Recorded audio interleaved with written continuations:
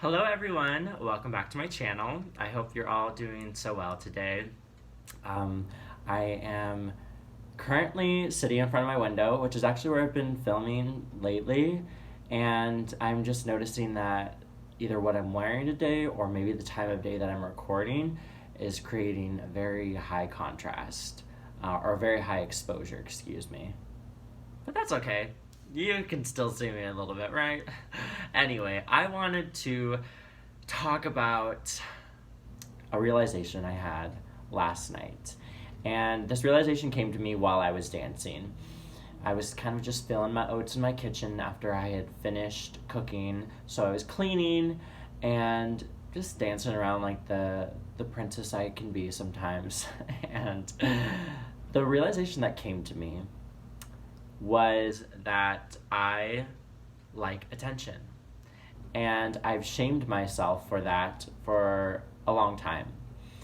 And I'm going to kind of go back a little bit on how I was as a kid and talk about why wanting attention is not a bad thing. So I guess let's start at the beginning. Ever since I was little, I was always that kid that wanted to be at the center of attention. I didn't start getting shy until I was put into school, but before school, I was a very outgoing kid.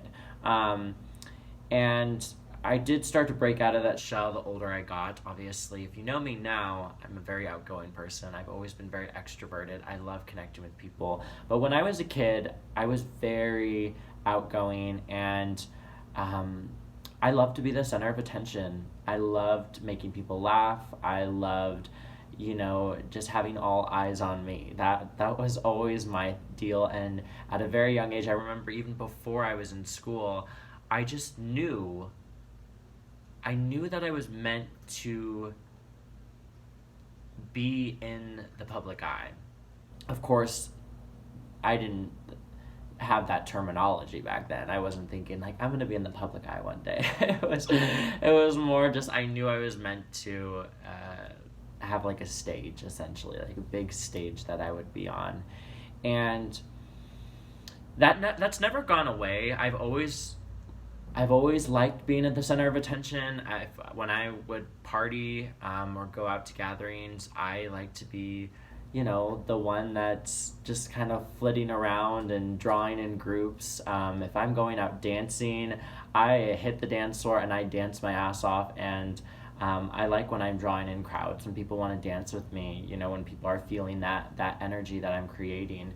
But I've always had this internal battle within myself, where I had one aspect of me that was like really secretly liking the attention, and this other voice that said, that's so egotistical, you're such an attention seeker, how ridiculous, like it's just shame, shame, shame, shame, shame.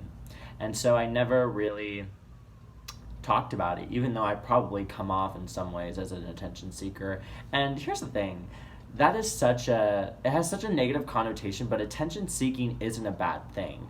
I suppose it depends on the type of attention you're seeking. And of course, in my life, there were times where I saw attention that I didn't really want, but I was so desperate for whatever attention that I settled, and that, of course, translated to me just a few years ago, constantly sharing pictures of my body online and being very hypersexualizing myself, and feeding off of that attention, but not feeling sustained by it. Still feeling like really down about myself, still insecure. It was a very superficial type of attention, and I learned from it, and I'm glad I did, so no regrets.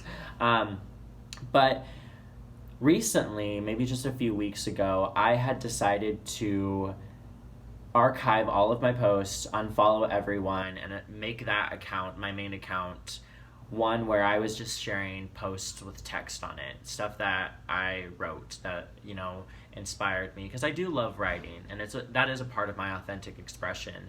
But I noticed, like, when I started doing that, there wasn't so much buzz around it. And I figured, well, that's just because a lot of the people that were following me, maybe were drawn to me for the wrong reasons. But I realized, like I said, just the other night or last night, that it's because be it's because embracing my desire for attention is part of my authentic expression as well. It's actually in my astrological chart, if you believe in that. I do. But it is in my chart, and I can attest to that desire always being there, having always been there. And I believe all of us want attention to some capacity.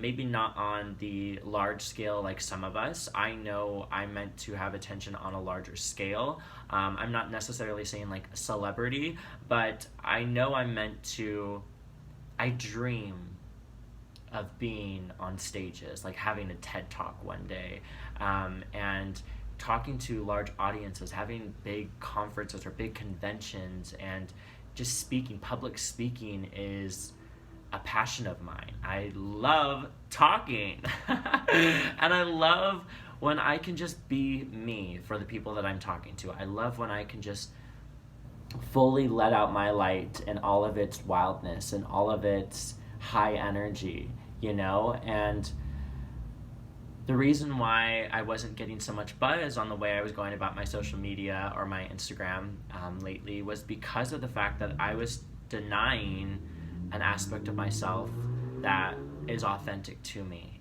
And I really think people connect with how I present myself, how I share my stories. It's not me to just write stuff and leave it at that.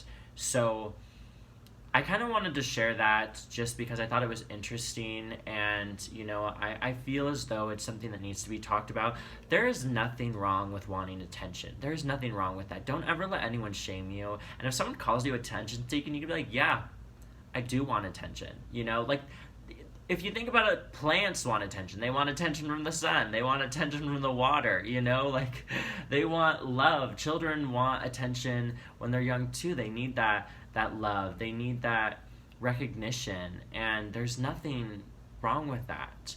And I'm not going to feel ashamed about that anymore. I'm not going to hide that anymore. I'm going to share every aspect of me, and I'm going to be very real about it. I mean, there are times where I share posts, and sure, there's a filter on it, and sure, it's posed, and I also acknowledge, like, that's not how I am all the time. I mean, I don't always look as good as I do in pictures, and I also don't pretend to either, and there's just nothing wrong with going about social media in the way that I was going about it. But I definitely demonized it, and I was demonizing other people too, and I'm glad I learned from that. I'm glad I learned from that because it was not a very fun experience. I wasn't meant to be like Buddha. I read so much. I learn a lot. I'm a big fan of learning and reading and absorbing new information. And so I've studied a lot of different spiritualities, and sometimes I just get so excited by what it is I'm reading, and I think, it resonates so much that I think, oh, this is how I'm meant to live my life. And then I learned that's not how I'm meant to live my life. Maybe aspects of it, but not fully.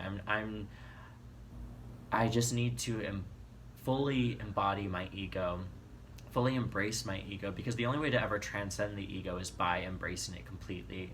And this is Mason. This is who I came here to be, what I came here to experience, and I don't have any room for apologizing for it. And I need to fully accept it so that other people are inspired to do the same for themselves, because we all came here to embrace all that we are and get rid of the shame that we picked up around that.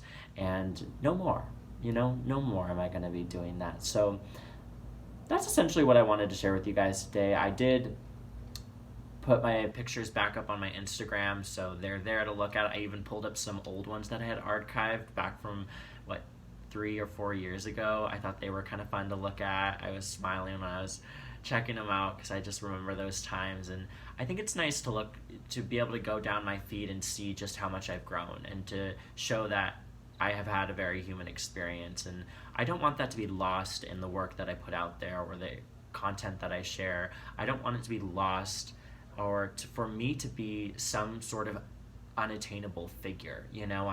I'm human, and I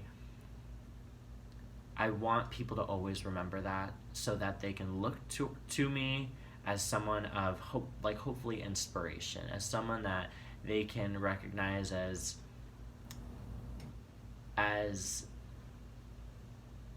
achievable, as resilient. Yeah, I think that's all I have to say today. That's what I wanted to share. I hope you're all doing well. Thank you so much for tuning in. Have a wonderful day, and I will talk to you guys very, very soon.